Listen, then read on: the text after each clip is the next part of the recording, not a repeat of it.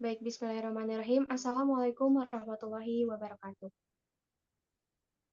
Alhamdulillahirrabbilalamin, wa bihi nasta'in wa ala umuri dunya waddin, wassalatu wassalamu ala asyrafil anbiya'i wal mursalin wa ala alihi wa sahbihi ajmain, amma ba'du. Pertama, saya ucapkan terima kasih kepada Teteh yang telah memberikan kesempatan kepada kami untuk melakukan presentasi mengenai pembuatan sabun cair dengan penambahan kefir whey. Sebelum itu, izinkan kami memperkenalkan diri. Kami dari kelompok 5A yang beranggotakan saya, Kak Fatia Najmi Muazzaro sebagai moderator. Kemudian ada rekan saya, yaitu Fatimah Zahra Tunisa. Kemudian ada Firda Nabila, Desi Kania, dan juga Isma Bila. Baik, untuk mempersingkat waktu, marilah kita mulai dengan pembacaan tujuan yang akan disampaikan oleh Fatimah. Kepadanya disilakan. Baik, terima kasih kepada moderator. Selanjutnya ada bagian tujuan yang mana kami mengambil 3 tujuan pada percobaan. Yang pertama, menganalisis pengaruh perbedaan formulasi minyak pada sabun yang dihasilkan. Yang kedua, menganalisis faktor penyebab perbedaan karakteristik sabun yang dihasilkan. Dan yang ketiga, menganalisis pengaruh penambahan kefir whey terhadap karakteristik sabun yang dihasilkan. Lalu, terdapat alat dan bahan yang kami gunakan pada percobaan ini. Yang pertama ada neraca analitik 1 buah, gelas kimia 250 ml 1 buah, gelas kimia 100 ml 4 buah, kaca arloji, hot plate, magnetic stirrer, termometer, statif, klem buret, stopwatch, batang pengaduk, tabung reaksi, gelas ukur 50 ml dan 10 ml, trayek pH dan pipet tetes.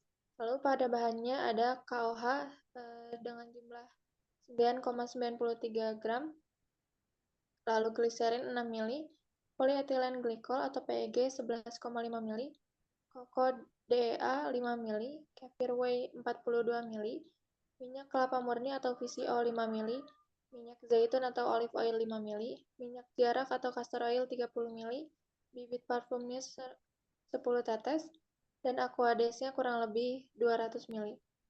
Sekian, saya kembalikan kepada moderator. Baik, terima kasih Fatimah. Selanjutnya ada mengenai dasar teori yang akan disampaikan oleh Firda. Baik, terima kasih moderator. Untuk dasar teorinya, kami mengambil yaitu dalam pembuatan sabun terdapat proses kimia yang disebut saponifikasi, di mana saponifikasi ini adalah reaksi antara asam lemak yang berasal dari minyak yang terhidrolisis oleh basa kuat, NaOH atau KOH.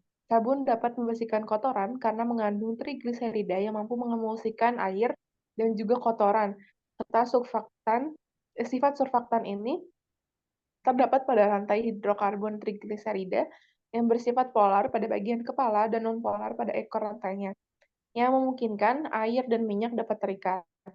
Adapun kefir whey, juga dikenal sebagai kefir bening, adalah cairan kuning bening yang dihasilkan dari proses pemisahan susu yang telah ditambahkan kefir grains atau bibit kefir selama proses fermentasi, di mana kefir whey ini mengandung berbagai komponen yang bermanfaat seperti protein, lemak, vitamin B12, dan bakteri asam laktat yang membantu menjaga kelembapan kulit.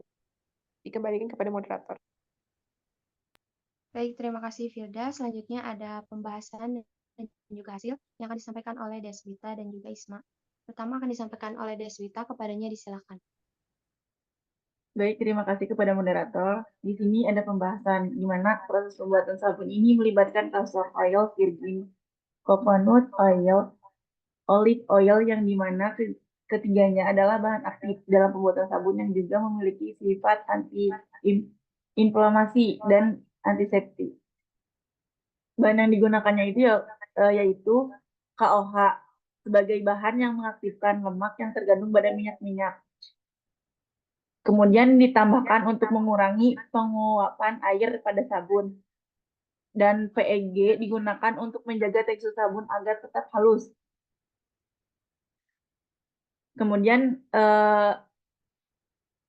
kefir whey yang ditambahkan setelah castor oil, VCO, olive oil, dan KOH dicampurkan membentuk pasta sabun karena kefir whey mengandung asam laktat yang dapat bereaksi dengan KOH dan menghasilkan sabun yang tidak stabil. Menambahkan kefir whey Setelah KOH sudah bereaksi dengan minyak, memastikan bahwa asam laktat tidak mengganggu proses saponifikasi. Dan dilanjutkan oleh Isma.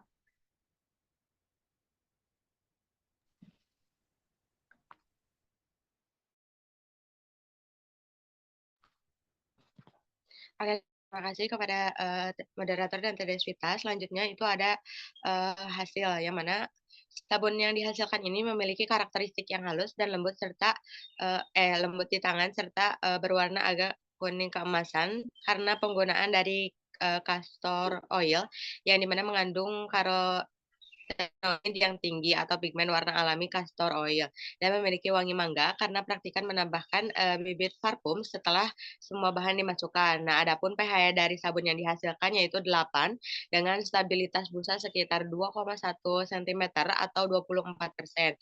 Nah, menurut Badan Standarisasi Nasional pada tahun 1996 persyaratan pH untuk sabun cair ini adalah 8 sampai 11. Nah, sedangkan persyaratan tinggi busa untuk sabun cair ada pada rentang 0,5 cm sampai 22 cm. Nah, sehingga sabun yang kami buat itu masih memenuhi syarat sabun cair dan layak untuk digunakan. Nah, selain itu, sabun itu memiliki sifat yang bertindak sebagai asam maupun basa atau biasa disebut dengan amfoterik. Nah, sifat ini memungkinkan sabun untuk melarutkan kotoran dan minyak pada kulit dan pakaian. Nah, pada percobaan yang telah kami lakukan itu menggunakan metode saponifikasi panas atau hot process method yang melibatkan proses pemanasan campuran minyak atau lemak dengan basa KOH untuk menghasilkan sabun dan gliserol. Nah, di dalam sabun juga terdapat zat aktif anion atau larutan encer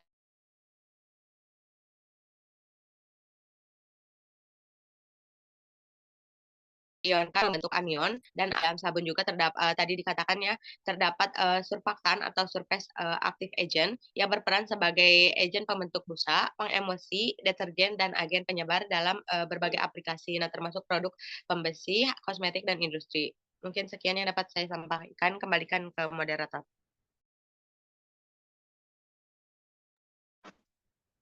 Baik, terima kasih Isma.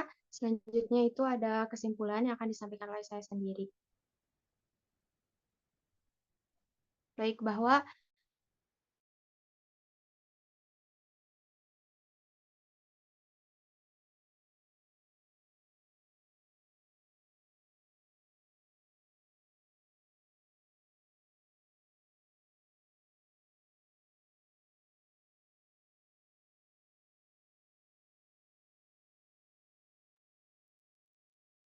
Mohon maaf, mungkin pasti moderatornya itu lagi ada gangguan. Dilanjut oleh saya. Di mana di sini ada kesimpulan pengaruh perbedaan formulasi minyak pada sabun yang dihasilkan yaitu dapat mempengaruhi terhadap kekentalan, banyak busa, warna sabun, nilai pH. Perlu diketahui juga bahwa pemilihan jenis minyak yang tepat untuk formulasi sabun tergantung pada tujuan dan target penggunaannya.